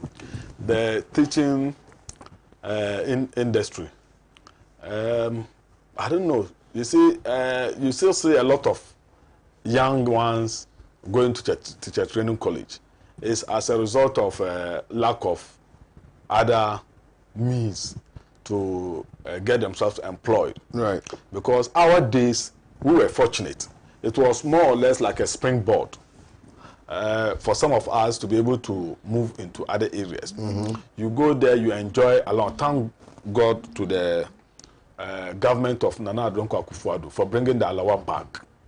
In fact, it was good for especially those who coming from less privileged homes to go there whilst you are sustaining yourself academically. You are also sustaining yourself, biologically. You get 3 square meals. You are able to buy certain textbooks with the allowance given to you to be able to continue with your education. Then you are ushered. Immediately you come out of school, you were readily employed. Me, I never applied for job anywhere. Whilst I was writing my last paper, I already knew where I was supposed to go and work. Right. My posting had already come. How are you getting me? So this time, it is not like that. And it was the president of, the regime of His Excellency Professor Ivan Fifi Atames and John Dramani Mahama. Blessed memory. Yes, who put us into this, what we are witnessing today. And after having made it difficult for the teacher to be able to get employment, they were the same people. If you observe, Kwame, it's sort of unfortunate. If you want, we can make this one a particular topic for us to come and discuss it. And see President Kufuor's time, how teachers' conditions of service were improved severally. President Kufuor's time. When they came back, what did they do about teachers? Nothing. Me, I left the teaching distance with arrears of 3 years to be paid.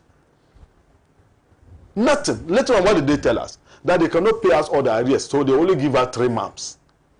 That's what we're told. Teachers are listening to me. That they cannot pay all the arrears to us, they only give us 3 months. But if you had absented yourself or you might have fallen sick or something of that sort, that's when you would have been sacked. Yeah. And the rest. Is that fairness? So if you are going to talk of a regime that has actually, sunk the teacher into poverty, then don't look anywhere than to look at the NDC regime. Both PNDC and NDC regime. What did they do for teachers? Nothing. Absolutely nothing. So for me, yes, it is very pathetic that indeed, if you look at the salary of the teacher, and we don't enjoy anything like allowance. In fact, there was a time that they brought some allowance, what is it, lesson note, or is it teaching aids allowance or something like that. That thing has been scrapped off again. And I think that one was brought during President Kufuor's time. Yes, go and check it. There was some allowances. In fact, when your pay slip came, your basic salary was indicated, then the allowance too was indicated. Then you now come and see the net, and it is added to the net and the rest. These people came and took all these things off, and made the situation, the condition of the teacher very worst off. So actually, I think, like you said, this one we need and of course, if you look at the employment ratio too, I think teachers are more than any other sector when it comes to, and even if you look at government budget, listen to education takes more than any other sector. Right. So I think there is a careful need. There's the need for a careful look into the plight of the teacher and see how better we can improve the condition of the teacher. Thank you very much, Honorable ABF Senator Kasom. Last two issues. Responding to Sabo is like looking for a needle in a haystack. I mean, I find it so incredible that somebody can be touting the buying of an ambulance and comparing it to a hospital. When you put somebody in an ambulance, do you drive him to a bank? No. Where do you drive somebody in an ambulance? Hospital. Ask him, his government, one, and at there in here. You should name one hospital they have started and completed. Kwame, can you tell me that if you start a hospital in 5 years, can't you start one hospital and complete it? Kwame. Yes, sir. If you start a hospital in 5 years, can't you start it and complete it? Yes. I want him to name one single hospital. If he names, I will raise my hands. One single hospital MPP government Nana Akufo-Addo has started from the sky and finished in 5 years. You should tell me which hospital. They can't point to one single one. They cannot. They have no record. You are comparing an ambulance to who created the ambulance service? The ambulance service you are talking about. And when we created it, we were putting Chololi there. Who created the ambulance service? I'm just asking you. It was under the MDC that they gave you to this ambulance. No. You don't know your records. You don't know your records. Check your records. You don't know. Who bought the ambulance? Look, I am telling you that this ambulance service. No. Go and check. My brother. You let me. You are a journalist. My brother. Check. I'll do that. I'll do that. Let me make it. So listen to me. Let me make it. I am telling you that we gave legal effect to the ambulance service as an institution.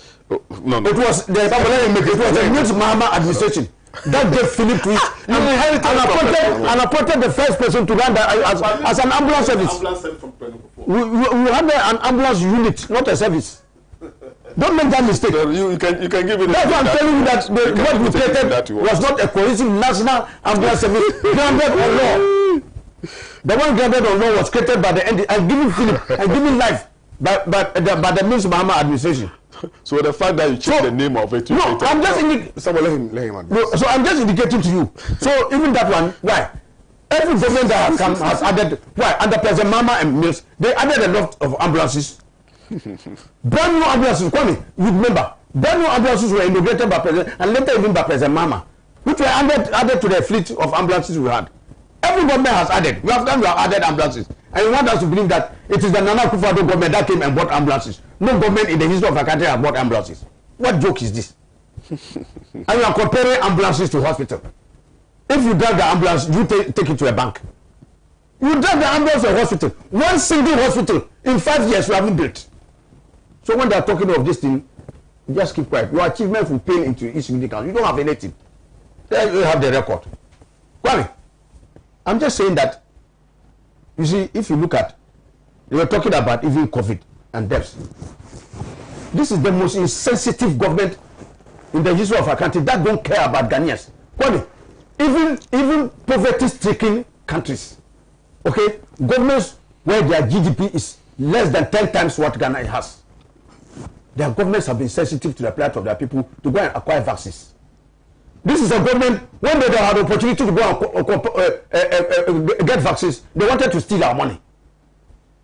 When all vaccines were being sold for $10, the Sputnik was sold for, they went to try and buy it for $19. And the minister had the effort to look Ghanaians in the face and say that nobody can sack him. And he dared the president. And told to Kwame, they can't sack him. Because what the man is holding is like a bomb. He didn't get cabinet approval. He didn't get parliamentary approval. He spent the advice of the Attorney General. All free. He's gone. Nobody can touch him. because those who were going to procure the vaccine, the real story, meat is in their story. Those who are going to do the kululu and share the money in the procurement of the vaccine, they are closer to the powers that be. So they know they can't touch him. If you touch and you open his mouth, kingdoms will fall. That is the reason. Otherwise, have you ever seen a minister daring a president? Sack me and see. And there's clear impotence. Kwame, teachers, nurses, and others. Kwame, one of the biggest beneficiaries, things that benefited teachers and others, and I know that more needed to have been done, yes, was the expansion of the secondary school improvement program, as well as the payment of single spine salary structure introduced by Akufo. No, the implementation of the single spine was done by President John Evans. Yes, I know. And they did it wrongly. The concept was, in fact, the police one was done by, for the first time, policemen and teachers and others. My father jubilated. They were jubilated. Yes, my father, I remember. Very good. That one was the Pentecost one. No, I agree. Nobody's in disagreement. Exactly. But the implementation, yes, they had it wrong. They had it wrong. And people were jubilated. Oh, teachers, what happened to teachers? Teachers benefited. I'm telling you. Don't remember what created concern to me. I know that my father. No, don't use it. I'm telling you that teachers benefited. No. Oh, then. My brother, let me make my point. Let Honorable make his point. When we make your point, I didn't say anything. Yeah, Honorable, please proceed. So, Kwame, it was one of the things that good things that happened. Kwame, when you have a president of the republic, Nana Addo Dankwa Akufo-Addo, His Excellency, go teachers and tell teachers that you don't deserve to be rich. When you go and choose to be a teacher, condemn yourself to poverty. Kwame, this is coming from the president of the republic. Where did he say that? To teachers. You told teachers that. When you chose it, you deliberately chose not to get any money. He told them like he's telling them that. He said they can't be millionaires. They can be. Yes. You can't be millionaires. Yes. No. He told them in the face. Kwame, let me make my point. All government institutions. I'll give you where has somebody work? I'll give you 2 minutes to make your point. Oh, yeah. Right. We will give him again and we will come back because he has spoken. When we speak and he has opportunity to speak, we don't come back. All right. Yes. So Kwame, I'm just indicating that if you have even Kwame, do you have to meet teachers and tell them in the face that they don't have to be rich? What signal are you going to send to them? Unless you look down upon their work. If you don't look down upon their work, you will not tell them certain things. Oh, you're discouraging others from getting. Exactly, from getting to, and just telling them that they should be content with the poverty status that they have. Matao. That when you choose to be a teacher, content with poverty, content to be a poor man. And you send this to signal and you tell people that you are looking for their welfare. You are a member of parliament. Are you a millionaire? Has it made you a millionaire? Master, that don't the no, you are a member of parliament. But you don't look me in the face and tell me that when I chose to be an MP, I didn't ask to be a millionaire. Are you a millionaire? I said when I chose to be an MP, I didn't ask to be a millionaire. But you don't look me in the face and tell me that by choosing this profession, you have condemned yourself to poverty. You can't say that. You don't justify the unjustifiable. You don't. And that is a very common. Many teachers rightly so have this one. It's a very dehumanizing comment. You have lowered the esteem of teachers with such a remark and condemn them to remain at the lower ranks of society. Nobody will respect them for that kind of thing. And I think it's I thought His Excellency the President, this was a very most unfair comment. Okay. And I thought he owed the teachers an apology. Tax revenue. Tax revenue. Kwame, you can't eat your cake and have it. You can't relish omelette and detest the breaking of eggs. This is the government that has abused Kwame. I accept that there are legitimate avenues in the interest of the state where you can issue tax reliefs. But this is the government that has abused tax relief so much so that friends and even our brother-in-laws are enjoying generous tax reliefs. Look at this criminal hotel in the airport residential area. The president's brother-in-law. Yes, I know. Because of his status as a brother-in-law, they have granted him generous tax reliefs. A private venture. Why do you give people, a private man who is building a hotel, you give him generous tax reliefs? Why do you see that? This is an abuse of state resources.